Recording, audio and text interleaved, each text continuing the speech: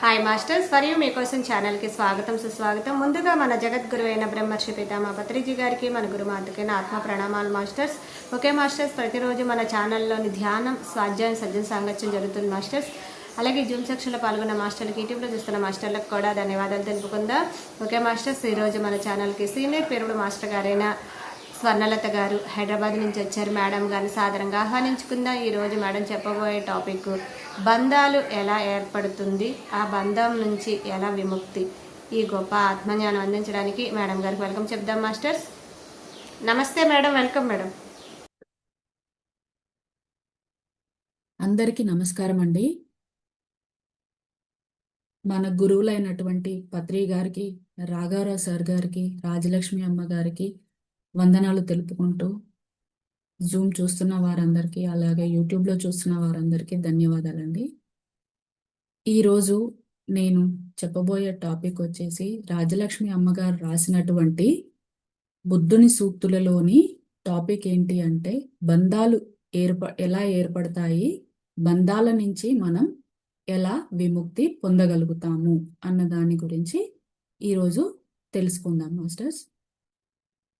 అయితే ముందుగా ఈ బంధం ఎలా ఏర్పడుతుంది అన్నది తెలుసుకుందాం.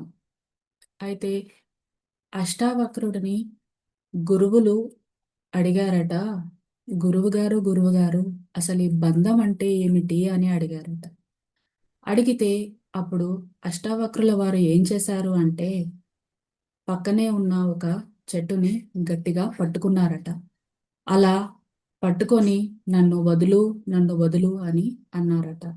అంటే అప్పుడు శిష్యులందరూ ఆశ్చర్యపోయి, అదేంటి గురువు గారు, మీరే కదా చెట్టుని పట్టుకున్నారు, మరి అలా వదులు వదులు అని అంటున్నారేంటి అని అడిగారట. అడిగితే అప్పుడు గురువుగారు ఏం చెప్పారు అంటే, ఇదే నాయన బంధం అంటే అని చెప్పారట. బంధాలని మనమే పట్టుకుంటున్నాం కానీ బంధాలు మనల్ని పట్టుకోవట్లేదు అని చెప్పారట. ఇలా ఈ చిన్న ఉదాహరణతో బంధం ఏమిటి అనేది గురువులకి, శిష్యులకి అష్టావక్రుడు చెప్పడం జరిగింది. మరి ఈ బంధం అనేది ఎలా ఏర్పడుతుంది అని ఇప్పుడు మనం తెలుసుకుందాం.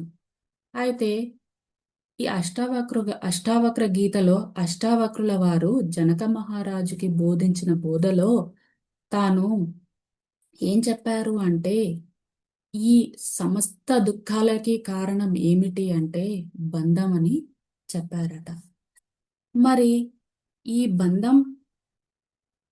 మనం బంధం అనేది ఎలా ఏర్పడుతుంది అంటే పూర్ణ సత్యం అంటే ఆత్మ సత్యం అనేది మనం తెలుసుకోకపోవడానికి కారణం కూడా బంధమే అని చెప్పారట. అయితే ఈ పూర్ణ సత్యం, ఆత్మ సత్యం తెలుసుకోపోవడానికి కారణమే బంధం అని చెప్పడం వల్ల అసలు ఈ ఆత్మ సత్యం, పూర్ణ సత్యం అంటే ఏమిటి అనేది ముందుగా తెలుసుకుందాం. ఆత్మ సత్యం అంటే ఏమిటి అంటే ఆత్మ ఎక్కడి నుంచి వచ్చింది, ఎందుకు వచ్చింది, మళ్ళీ తిరిగి ఎక్కడికి వెళుతుంది అన్నది తెలుసుకోవడమే ఆత్మసత్యం.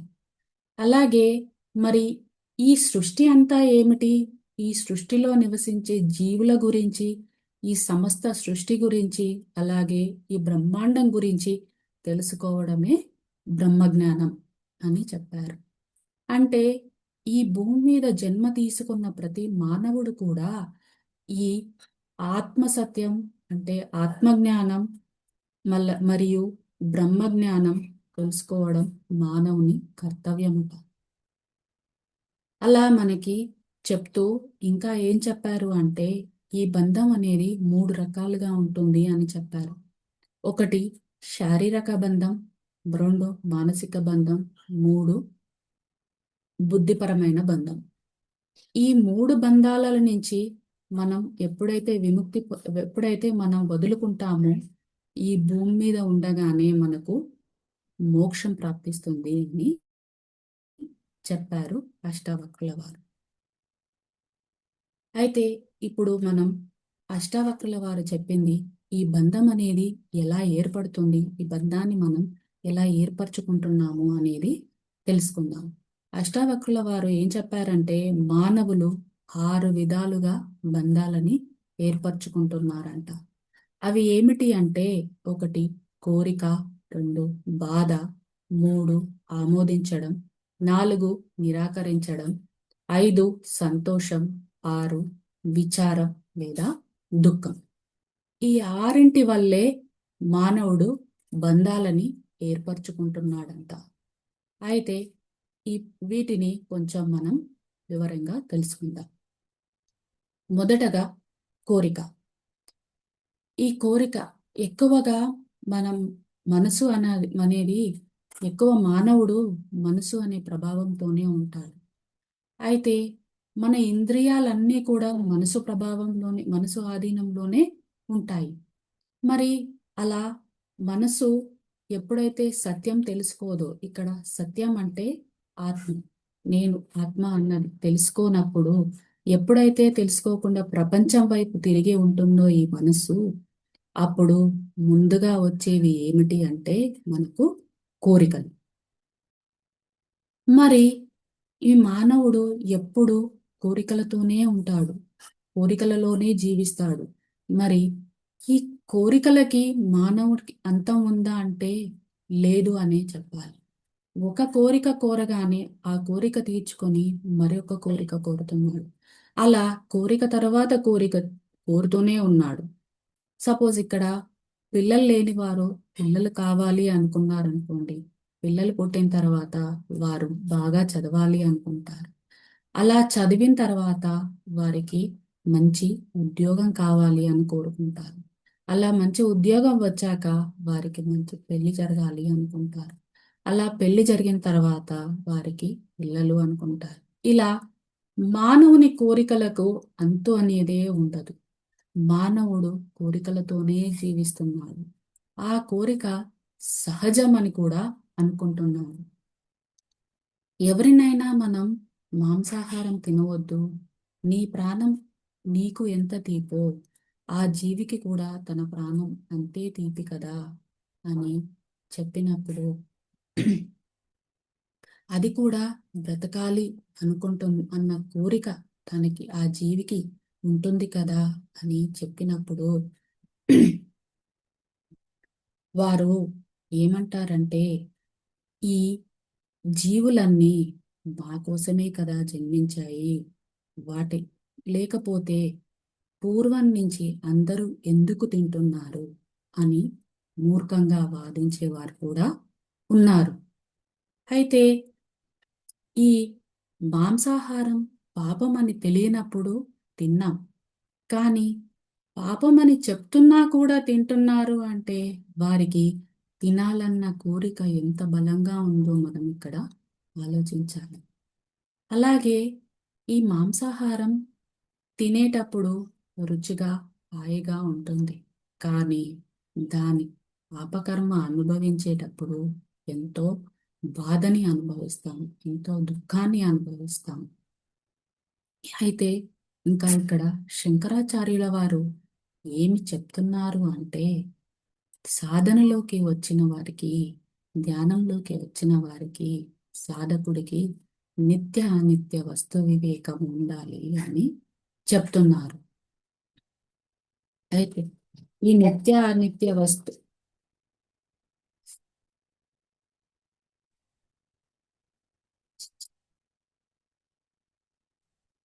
సారీ మేడం, ఈ నిత్య అనిత్య వస్తు వివేకం లేకపోతే ఎప్పుడు మానవుడు దుఃఖంలోనే ఉంటాడు అన్నది చెప్పారు ఇక్కడ శంకరాచార్యుల వారు.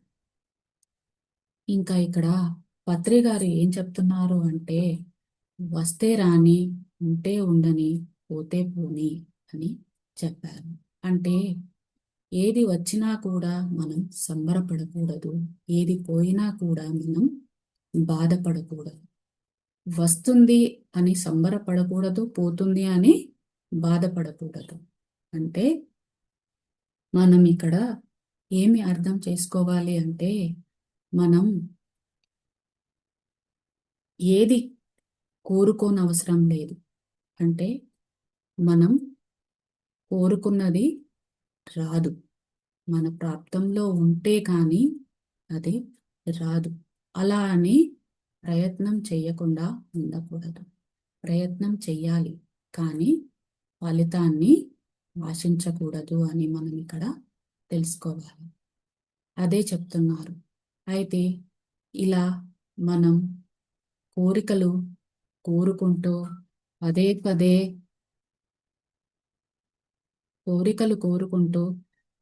పదే కోరికల వెనకాల పరిగెడుతూ బంధాన్ని ఏర్పరచుకుంటున్నాము. తర్వాత వచ్చేది బాధ. ఇక ఈ కోరికలు కోరుకుంటున్నాము, మరి ఈ కోరికలన్నీ తీరుతున్నాయా అంటే లేదు అని చెప్పాలి.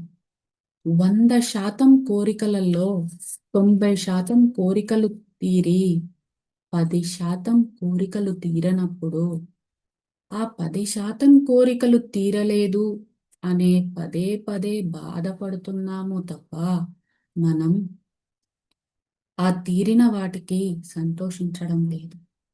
అలా 10% తీరని కోరికల కోసం మనం బాధపడుతూ ఒక్కొక్కసారి దుఃఖపడుతున్నాము, దుఃఖంలోకి కూడా వెళ్ళిపోతున్నాము. ఇక్కడ డాక్టర్ అవ్వాలి లేదా ఇంజనీర్ అవ్వాలి అనే కోరిక ఉన్నప్పుడు తనకి ఎగ్జామ్లో మంచి సీట్ రాకపోతే ఆ బాధతో సూసైడ్ చేసుకునే పిల్లల్ని కూడా మనం ఈ రోజుల్లో చూస్తున్నాం. అలా కోరిక తీరనప్పుడు పదే పదే దాన్ని తలుచుకుంటూ ఉన్నప్పుడు ఎన్ని రోజులైనా కూడా మనకి సాధన అనేది కుదరదు. అలా బాధపడుతూ కూడా పదే పదే తలుచుకోవడం వల్ల కూడా ఈ బాధ అనేది బంధం అవుతుంది. ఇక తర్వాత వచ్చేసి ఆమోదించడం.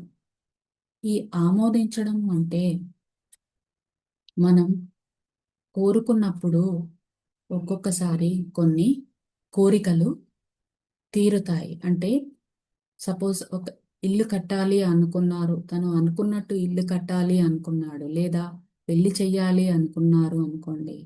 అలా చెయ్యగలుగుతారు. చెయ్యగలిగినప్పుడు తాను ఊరుకుంటాడా అంటే ఊరుకోడు.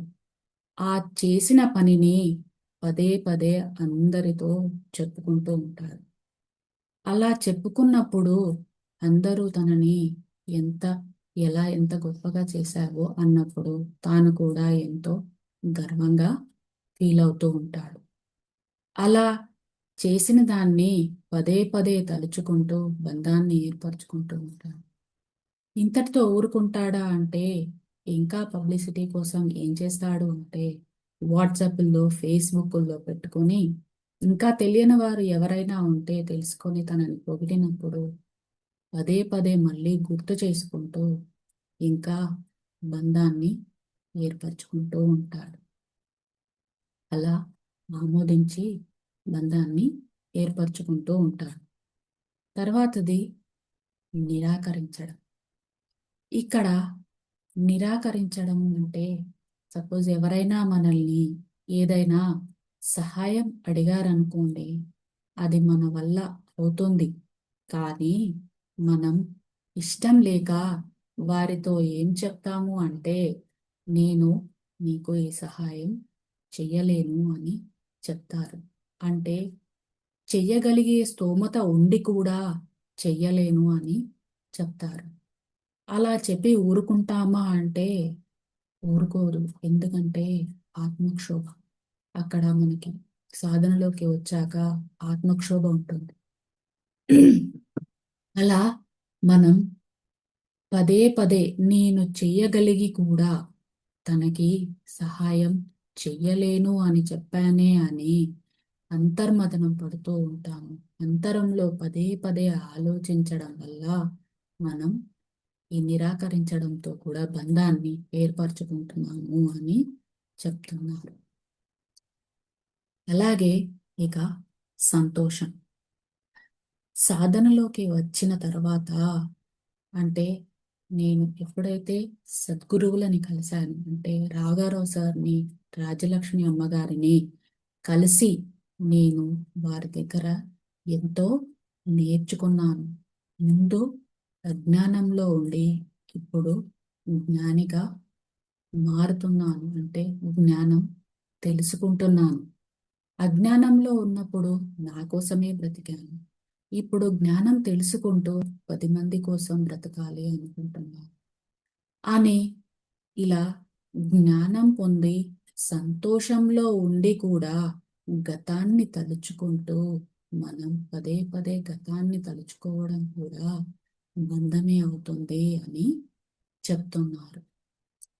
గతం గడిచిపోయింది కదా, మరి ఎందుకు పదే పదే గుర్తు చేసుకోవడం? వర్తమానంలో మనం సంతోషంగా ఉన్నాము.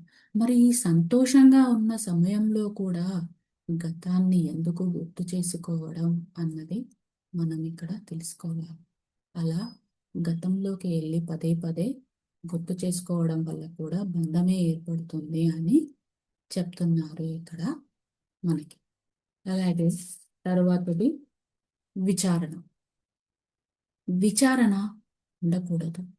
విచారణలో ఉన్నవారు జీవితాన్ని వ్యర్థం చేసుకుంటారు. ఎందుకంటే జరిగింది వదిలేస్తూ వర్తమానంలో జీవించగలిగితేనే మనం బంధాన్ని వదిలినట్టు. అలా జరిగింది వదలకుండా, అంటే గతాన్ని వదలకుండా ఎప్పుడూ గతం గురించి ఆలోచించుకుంటూ ఉంటే, మనం విచారించుకుంటూ ఉంటే బంధంలో ఉన్నట్టే అని చెప్పారు. ఇంకా ఇక్కడ పత్రి గారు ఏం చెప్పారు అంటే వర్తమానమే బహుమానం అని చెప్పారు. అంటే గతం గడిచిపోయింది. గడిచిపోయిన దాన్ని మనం తిరిగి తీసుకురాలేము. ఇక భవిష్యత్తు గురించి ఆలోచిస్తే మనం భవిష్యత్తుని మార్చలేము. మరి అలాంటప్పుడు ఎందుకు గతం గురించి ఆలోచించడం, భవిష్యత్తు గురించి ఆలోచించడం? వర్తమానంలో జీవించాలి. గతం గురించి ఆలోచించిన మనకి వేస్టే. మరి భవిష్యత్తు గురించి ఆందోళన మానవులు ఏం చేస్తున్నారు ఇక్కడ అంటే గతం గురించి విచారిస్తూ భవిష్యత్తు గురించి ఆందోళన పడుతూ వర్తమానంలో ఉన్న తన జీవితాన్ని వ్యర్థం చేసుకుంటున్నారు. అంటే వర్తమానంలో ఉన్న తన సమయాన్ని ఎంత వ్యర్థం చేసుకుంటున్నారు. అలా చేసుకోకుండా గతం గతం అయిపోయింది, ఇంకా మనం దాని గురించి ఆలోచించొద్దు అన్నప్పుడు మనం బంధాన్ని ఏర్పరచుకోము. కానీ ఎప్పుడైతే గతంలోకి వెళ్ళి పదే పదే విచారించుకుంటూ విచారంలో ఉంటామో విచారంతో కూడా బంధాన్ని ఏర్పరచుకుంటున్నట్టే అని చెప్పారు. ఇలా మనం ఈ ఆరింటితో బంధాలని ఏర్పరచుకుంటున్నాము. అంటే కోరికతో, బాధతో, ఆమోదించడం వల్ల, నిరాకరించడం వల్ల, సంతోషంలో, అలాగే విచారంలో, వీటన్నింటితో మనం బంధాలని ఏర్పరచుకుంటున్నాము అని అష్టావక్రుల వారు అష్టావక్ర గీతలో మనకి చెప్పడం జరిగింది. ఇక మరి ఈ బంధాల నుంచి విముక్తిని పొందడానికి కూడా మనకి మార్గాన్ని చూపించారు అష్టావక్రుల వారు. మరి ఈ బంధాల నుంచి విముక్తి ఎలా పొందాలి అంటే అసలు విముక్తి అంటే ఏమిటి అంటే ఏ సంఘటన చూసినా కూడా ఆ సంఘటనని అక్కడే వదిలేయగలిగితే మనం విముక్తి పొందినట్టే అని చెప్పారు. ఇక్కడ ఇంకా ఏం చెప్పారు అంటే విషయాలన్నీ విషయతుల్యమే అని చెప్పారు. అంటే విషయాలన్నీ కూడా విషంగా భావించాలి అని చెప్పారు. అంటే ఇక్కడ మానవుడిని విషం అనేది ఒక్కసారే చంపేస్తుందంట. కానీ ఈ విషయాలనేటివి గుర్తుకు వచ్చినప్పుడల్లా మనల్ని బాధ పెడుతూనే ఉంటాయంట. అందుకే విషయాన్ని విషంలా భావించాలి అని అన్నారు. మనం ఎప్పుడైతే ఈ విషయాలు కూడా విషంలా భావించి స్వీకరించకుండా ఉంటామో అప్పుడే ఈ దుఃఖం నుంచి బయటపడతాము అని చెప్పారు. ఇక సాధన చేస్తూ ఎంత తెలుసుకున్నా కూడా మనం ఈ ప్రాపంచికంలో ఉంటున్నాము కాబట్టి ఈ ప్రాపంచికంలో మనకి బంధాలనేటివి ఉంటాయి. బంధాలలో ఉంటాము. మరి అలా ఈ బంధాలలో ఉండకుండా బంధాల నుంచి విముక్తి పొందాలి అంటే ఈ నాలుగింటిని ఎప్పుడైతే మనం ఆచరణలో పెట్టుకుంటామో అప్పుడు బంధం నుంచి విముక్తి పొందుతాము అని అష్టావక్రుల వారు చెప్పారు. ఆ 4 ఏమిటి అంటే క్షమ, 2 దయ, 3 నిజాయితీ, 4 నిత్య సంతృప్తి. ఈ నాలుగింటిని మనం ఎప్పుడైతే జీవితంలో ఆచరణలో పెట్టుకుంటామో మనం బంధ విముక్తి పొందవచ్చు అని చెప్తున్నారు అష్టావక్రుల వారు.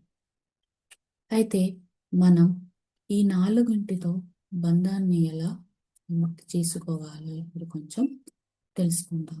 ముందుగా క్షమ. క్షమించడం నేర్చుకోవాలి. ఎవరిని క్షమించాలి అంటే మనల్ని ద్వేషించే వారిని క్షమించాలి. మనల్ని బాధ పెడుతున్న వారిని క్షమించాలి. శత్రువుని కూడా క్షమించే అంత గుణం మనకి ఉండాలి. అంటే ఈ క్షమించే గుణం అన్నది చాలా గొప్ప గుణం. అయితే ఈ క్షమించే గుణం మనకి ఎలా వస్తుంది అంటే సహనం ఉంటే గాని ఎవరిని క్షమించలేము. అంటే ఇక్కడ పత్రి గారు కూడా మనకి ఏం చెప్పారు అంటే సహనమే ప్రగతి అని చెప్పారు. అంటే మనం ఎవరు ఎన్ని అంటున్నా కూడా ఎంత సహనంగా ఉంటాము అప్పుడే పురోగతి పొందుతాము అన్నది పత్రి గారు ఇక్కడ చెప్తున్నారు. ఇక్కడ సహనంతో ఉన్నప్పుడు మనం అన్ని ఓర్చుకోగలుగుతాము. ఓర్చుకోగలిగే శక్తి మనకి ఉంటేనే క్షమించగలుగుతాం. మరి ఈ ఓర్చుకోగలిగే శక్తి ఎప్పుడు వస్తుంది మనకు అంటే మనం సరి అయిన సాధన చేసినప్పుడు. అంటే శ్వాస మీద ధ్యాస పెట్టి సరి అయిన సాధన ఎప్పుడైతే చేస్తామో మనకి శక్తి వస్తుంది. అప్పుడే మనం దీన్ని ఓర్చుకోగలుగుతాము. అంటే మనసు మనకు శక్తినిస్తుంది ఓర్చుకోవడానికి. అయితే ఇక్కడ మనం ఎప్పుడైతే ఈ మనస్సు ఓర్చుకోగలుగుతుందో అప్పుడు నోటికి పని చెప్పదు. అంటే ఇక్కడ మనం ఏం చెప్పుకున్నాము అంటే ఇంద్రియాలన్నీ కూడా మనసు ఆధీనంలో ఉంటాయి అని చెప్పుకున్నాం. మరి ఎప్పుడైతే ఈ ఇంద్రియాలు అంటే నోరు అనేది కూడా ఇంద్రియమే. అయితే మనకి ఈ ఈ ఇంద్రియాలు మనసు ఆధీనంలో ఉంటాయని చెప్పుకున్నాం. అప్పుడు ఈ నోరు అనే ఇంద్రియం కూడా మనసు ఆధీనంలోనే ఉంటుంది కాబట్టి మనం ఎవరు ఎన్ని అంటున్నా కూడా మనం అక్కడ నోటికి పని చెప్పదు. అంటే నోరు తెరిచి మాట్లాడదు అని అర్థం. ఇక్కడ నోటికి పని చెప్పకుండా ఎప్పుడైతే మనం ఇతరులు ఎన్ని అంటున్నా కూడా అక్కడి నుంచి మౌనంగా లేచి వెళ్ళిపోగలుగుతాము. అప్పుడే మనం వారిని క్షమించినట్టు అని మనం దీనివల్ల తెలుసుకోవాలి. ఇంకా ఇక్కడ మనకి బుద్ధుడు ఏం చెప్తున్నాడు అంటే తిట్టుకి తోబుట్టువుని పుట్టించకూడదు అని చెప్పారు. అంటే ఇక్కడ బుద్ధుడు చెప్పిన ప్రతి వాక్యం కూడా పరమసత్యం. ఎందుకు అంటే బుద్ధుడు ఇది తాను చెప్పేవి అన్నీ కూడా తాను అనుభవపూర్వకంగా తెలుసుకొని ఆచరించి చెప్పారు కాబట్టి బుద్ధుడిని తథాగతుడు అని అన్నారు. తథాగతుడు అంటే తాను తన జీవితంలో అనుభవపూర్వకంగా తెలుసుకొని ఆచరించి విచారించి తాను ఎప్పుడైతే నమ్ముతాడో నమ్మినప్పుడే పక్కవాడికి చెప్తాడు. అలా చెప్పిన వారే బుద్ధుడు. అందుకే తనని తథాగతుడు అని అంటారు. ఇక్కడ ఇంకా తిట్టుకి తోబుట్టు పుట్టించొద్దు అని బుద్ధుడు చెప్పారు అని చెప్పుకున్నాం కదా ఇందాక. అంటే ఎవరైనా ఏదైనా అన్నారనుకోండి, తిరిగి మనం అన్నామనుకోండి, అదే తిట్టుకి తోబుట్టువు. అంటే ఎవరు ఏమీ అన్నా కూడా మనం అనకుండా ఉండడమే తిట్టుకి తోబుట్టువు పుట్టించకూడదు అనేది మనకి ఇక్కడ బుద్ధుడు చెప్తున్నారు.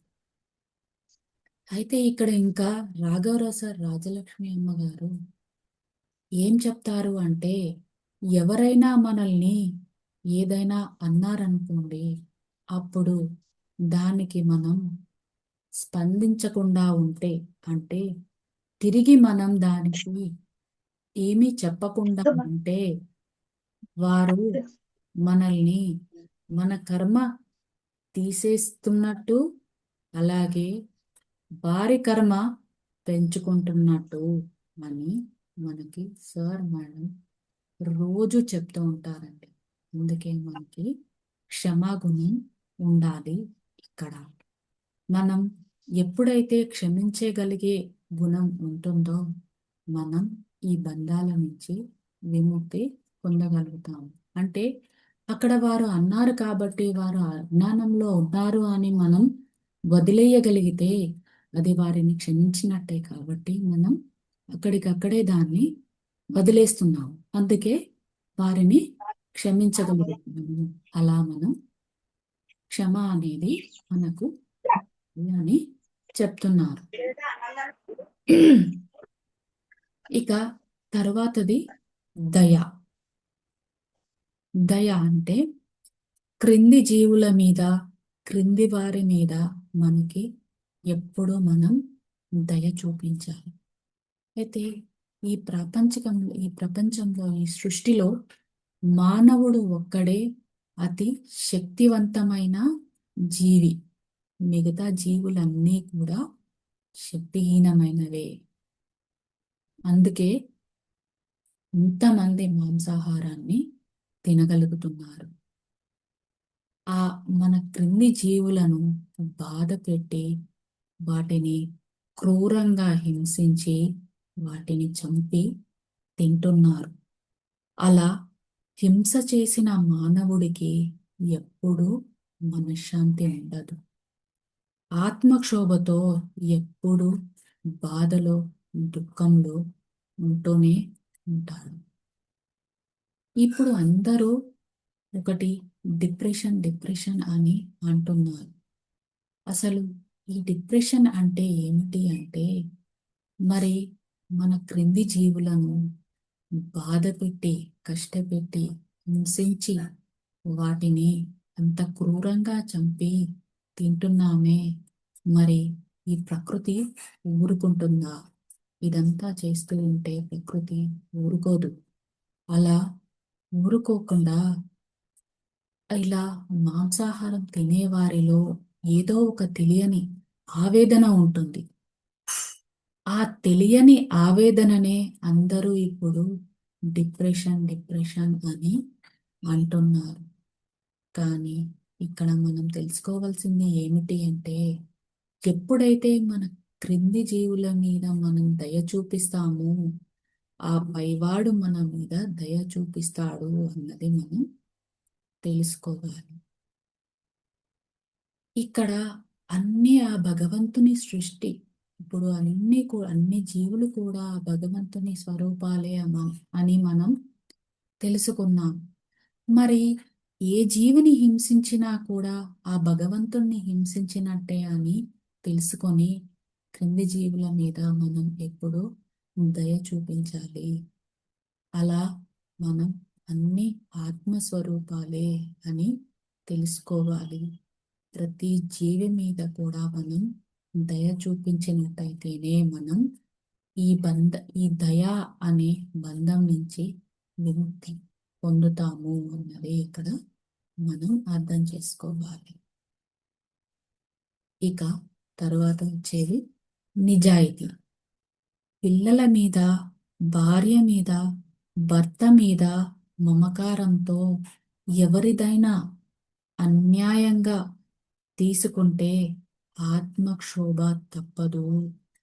సాధనలో వచ్చిన వారు నిజాయితీగా బ్రతకడం నేర్చుకోవాలి. అంటే ఇక్కడ మనం అన్యాయంగా పక్క వారి వస్తువు వారి అనుమతి లేకుండా మనం ఎప్పుడైతే అన్యాయంగా తీసుకుంటామో మనకి ఆత్మక్షోభ అనేది ఉంటుందండి. సాధనలోకి వచ్చిన వారు ఆ ఆత్మక్షోభని గమనిస్తారు. అంటే ఎరుకలో ఉంటారు. అది చెప్తున్నప్పుడు ఒక్కసారి కాకపోయినా ఇంకొకసారి దాన్ని ఆచరణలో పెట్టుకోవడానికి ప్రయత్నిస్తారు.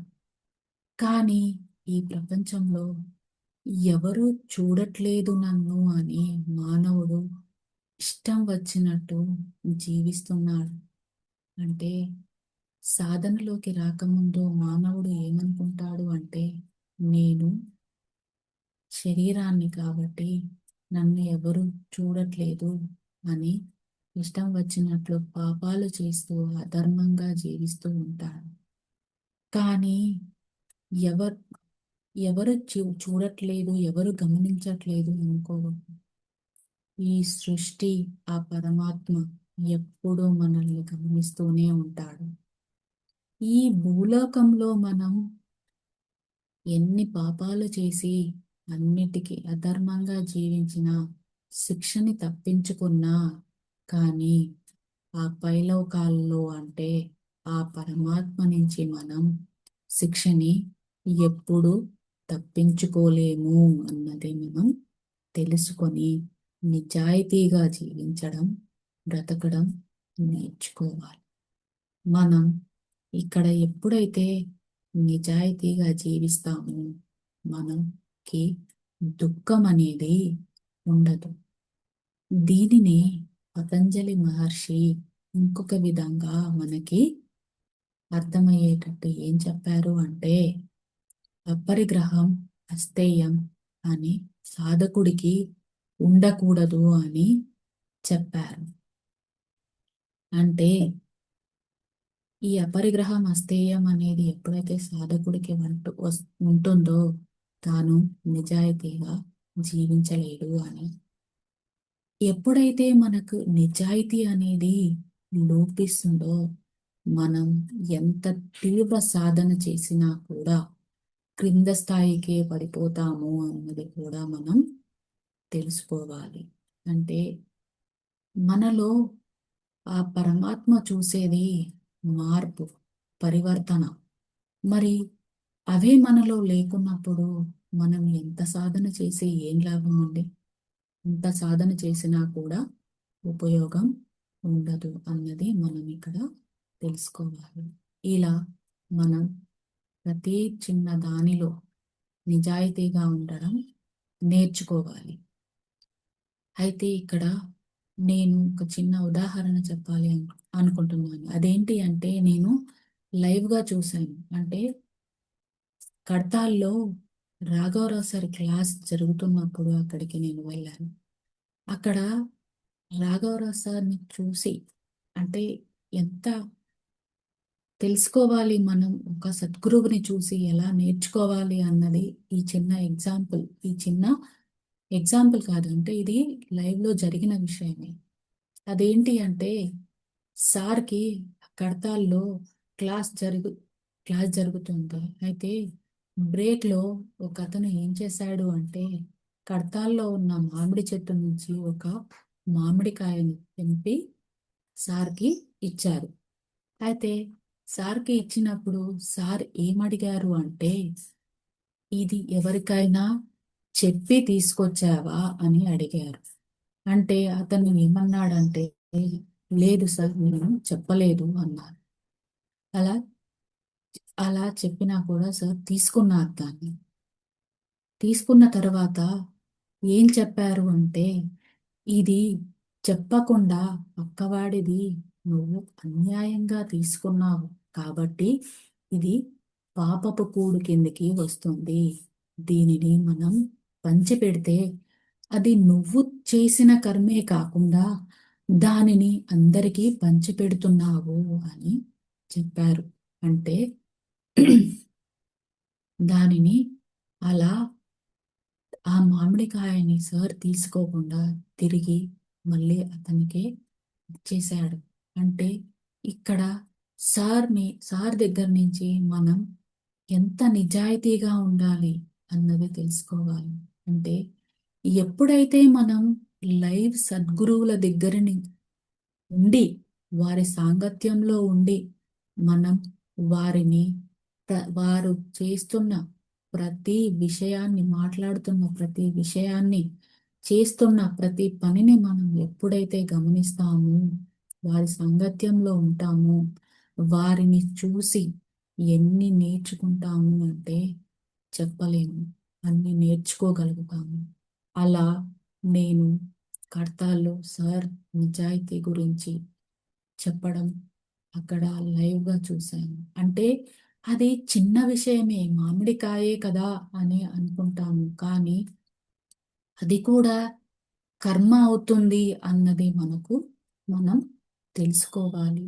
అంటే ఎంత చిన్న ఎంత సూక్ష్మమైన విషయాల్లో కూడా మనం ఎంత జాగ్రత్తగా ప్రవర్తించాలి, ఎంత జాగ్రత్తగా మాట్లాడాలి, ఎంత జాగ్రత్తగా ఉండాలి అన్నది మనం కూడా తెలుసుకోవాలి. అక్కడ నేను సార్ను చూసి అది తెలుసుకున్నాను, అర్థం చేసుకున్నాను దాన్ని. ఇక తర్వాత వచ్చేసి నిత్య సంతృప్తి. నిత్యం దొరికిన వాటితో మనం తృప్తిగా జీవించగలగాలి. అంటే మనం ఎప్పుడైతే సద్గురువులని ఆశ్రయించి కర్మ సిద్ధాంతం నేర్చుకొని జ్ఞానాన్ని పొందుతున్నాము. అలా మనం కర్మ సిద్ధాంతం తెలుసుకొని మనం ఈ జీవితంలో అనుభవించేదానికి మనం గతంలో చేసినాము కాబట్టే ఈ జీవితంలో అనుభవిస్తున్నాము అని మనం ఈ జీవితంలో మనకి ఏదైతే ప్రాప్తించిందో అంటే ఏదైతే మనకి వచ్చిందో దానిని తృప్తిగా జీవించాలి, దానితో తృప్తిగా జీవించగలగాలి. అంటే మనం గతంలో ఇంతే చేశాము కాబట్టి నేను ఈ జీవితంలో ఇంతే పొందాను అన్న నిత్య సంతృప్తితో ఉండాలి. అంటే మనకి ఈ జీవితం ఆ భగవంతుడు ఈ జీవితంలో ఏదైతే ఇచ్చాడో ఇది నా గత జన్మ ఫలితమే అని అనుకుంటూ జీవించలేకపోతున్నాము అంటే ఇంకా ఇంకా కావాలి అని కోరుకుంటున్నాము అంటే అది కూడా కర్మే అవుతుంది అని ఉపనిషత్తుల్లో చెప్పడం జరిగింది. అంటే పాపకర్మే, లేని దానిని కోరుకోవడం అనేది పాపకర్మే అని ఉపనిషత్తుల్లో చెప్పడం జరిగింది. ఇంకా ఇక్కడ చాలామంది ఏమంటారు అంటే తప్పేముంది, మేము సంపాదించింది సొసైటీకే కదా ఉపయోగిస్తున్నాము అని అంటారు. అంటే అధర్మంగా సంపాదించి సొసైటీకి ఎప్పుడు ఉపయోగించాలి అని అనుకోకూడదు. మనకి ఉన్న దాంట్లో ఇవ్వడం నేర్చుకోవాలి. 1,00,000 ఉన్నవాడు 10,000 ఇవ్వడం గొప్ప కాదు. 100 రూపాయలు ఉన్నవాడు 10 రూపాయలు ఇవ్వడం ఎంతో గొప్ప అని మనకు సార్ మేడం ఎప్పుడూ చెప్తూ ఉంటారు. అంటే మనకు ఉన్న దాంట్లో తృప్తి పడుతూ ఎంత ఉంటే అంతలోనే మనం ఇవ్వగలగాలి, కానీ అధర్మంగా సంపాదించి ఎప్పుడు ఇవ్వాలి అనుకోకూడదు అని ఇక్కడ మనం తెలుసుకోవాలి. కర్మ సిద్ధాంతం నేర్చుకున్నప్పుడు, కర్మ సిద్ధాంతం బాగా అర్థమైనప్పుడు ఎవరు తన జీవితాన్ని చూసి దుఃఖపడరు. ఎందుకంటే తాను ఎంత చేసుకున్నాడో అంతే పొందుతాడు. మరి ఇంకా ఏం చేస్తాడు అంటే, ఇప్పుడు ఉన్న ఈ జీవితం సరిచేసుకొని ఈ జీవితంలో నేను ఇంకా బాగా చేసుకుంటే మనకి భవిష్యత్తు జీవితం ఇంకా బాగుంటుంది అని తెలుసుకొని ఇంకా మంచి చేయడానికి, నిజాయితీగా ఉండడానికి ప్రయత్నిస్తాడు. అలా ఇంకా ఇక్కడ మలయాళ స్వామి వారు ఏం చెప్తున్నారు అంటే, ఆధ్యాత్మిక జీవితంలో నీ క్రింది వారిని చూసి నీవు నిత్య సంతృప్తితో జీవించగలగాలి అని చెప్తున్నారు. అయితే మనం ఎప్పుడు నిత్య సంతృప్తితో జీవించగలగాలి. ఉన్నదానితో అంటే తృప్తిగా ఆ భగవంతుడు ఇచ్చిన దానిని మనం ఎప్పుడైతే తృప్తిగా స్వీకరించి ప్రసాదంగా దానిని స్వీకరిస్తామో అప్పుడే మనం నిత్య సంతృప్తిగా జీవిస్తాము. ఇక్కడ ప్రసాదంగా జీవించడం అంటే ప్రసాదం అనేది 10 మందికి పంచిపెడతాము. పదార్థం అనేది మనం మాత్రమే తింటాము. అయితే ఆ భగవంతుడు ప్రసాదించిన ఈ జీవితాన్ని, ఈ సంపదని మనం ప్రసాదంగా స్వీకరించి నిత్య సంతృప్తితో జీవించాలి. అంటే మనకు ఉన్నది అది ఏదైనా కావచ్చు, డబ్బే కావచ్చు, శక్తే కావచ్చు, ఇంకా ఏదైనా కావచ్చు. జీవితం మనకి ఉన్నది ప్రసాదంగా 10 మందితో పంచుకుంటూ ఎప్పుడైతే నిత్య సంతృప్తితో జీవిస్తామో, తృప్తిగా జీవించగలుగుతామో అప్పుడే ఈ బంధాల నుంచి మనం విముక్తి పొందుతాము అని అష్టావక్రుల వారు ఈ 4 విషయాలని మనం ఎప్పుడైతే మన జీవితంలో ఆచరణలో పెట్టుకుంటామో మనం బంధాల నుంచి విముక్తిని పొందగలుగుతాము అని చెప్పారు. అలాగే ఈ మనం జీవుడు ఇంకా ఏం చెప్పారు అంటే, జీవుడు బంధాలలో ఉంటాడు. ఇక బంధాల నుంచి విముక్తి అయిన వారిని యోగి అంటారు అని చెప్పారు. యోగి అంటే సత్యాన్ని తెలుసుకొని, అంటే నేను ఆత్మని అన్నది తెలుసుకొని ఎలా జీవిస్తాడు అంటే, ఎక్కడ ఉన్నా ఎక్- ఎక్కడ ఉన్నా కూడా అంటే ఈ లోకంలో ఉన్న వేటితో బంధాన్ని, ఎవరితో బంధాన్ని ఏర్పరచుకోడు. కాబట్టే అతనిని యోగి అని అన్నారు. మరి ఈ జీవుడు ఏం చేస్తున్నాడు అంటే దుఃఖంలో, బాధతో, కష్టాలలో ఉంటూ అందరితో ఈ ప్రపంచం వైపు అంటే సత్యం తెలుసుకోక ఈ ప్రపంచం వైపు తిరిగి ఉండి అందరితో బంధాలను ఏర్పరచుకుంటూ, అన్నింటితో బంధాలను ఏర్పరచుకుంటూ దుఃఖంలో జీవిస్తూ ఉంటాడు. ఎప్పుడైతే సద్గురువులు తన జీవితంలోకి వచ్చి నీ సమస్త దుఃఖాలకి కారణం బంధమే నాయన అని చెప్తారో అప్పుడు ఈ బంధాల నుంచి విముక్తి పొందడానికి ప్రయత్నిస్తాడు. నీవు అంటే గురువుల దగ్గర నుంచి మనం పొందుతున్న జ్ఞానాన్ని తెలుసుకుంటూ నేను ఈ బంధాలలో బందీనై ఉన్నాను, ఈ బంధాల నుంచి ఎప్పుడు విముక్తి పొంది మోక్షాన్ని పొందాలి అన్న జ్ఞానాన్ని మనం గురువుల దగ్గర నుంచి పొందాలి. ఇక చివరగా మనం ఎలా జీవించాలి అంటే తామరాకు మీద నీటి బొట్టులా జీవించాలి అని తెలుసుకోవాలి.